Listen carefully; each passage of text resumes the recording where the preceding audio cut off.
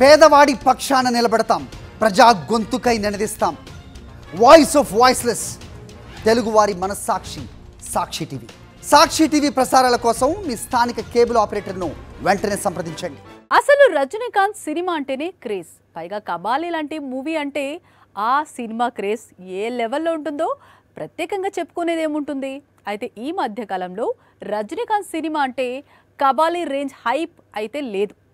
జైలర్కు కూడా రిలీజ్ తర్వాతే వచ్చింది, కానీ కూలీతో మరోసారి కబాలీ రేంజ్ క్రేజ్ చూపిస్తున్నాడు super star. Kabali teaser release కు ముందు వరకు ఈ సినిమా క్రేజ్ వేరు, టీజర్ రిలీజ్ తర్వాత ఈ సినిమాకు వచ్చిన క్రేజ్ వేరు.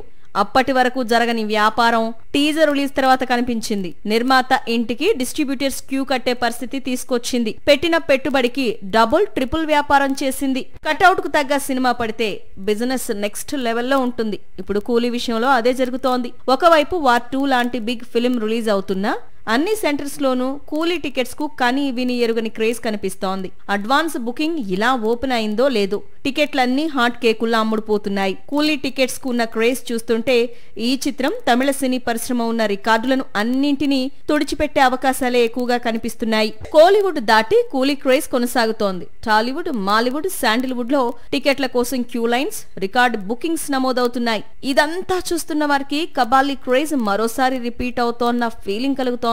లోకేష్ కనగరాజ్ డైరెక్ట్ చేసిన కూలీతో రజనీకాంత్ కోలీవుడ్ కు 1000 కోట్ల సినిమా అందిస్తాడని అక్కడి ట్రేడ్ వర్గాలు చాలా అంచనాలు పెట్టుకున్నాయి.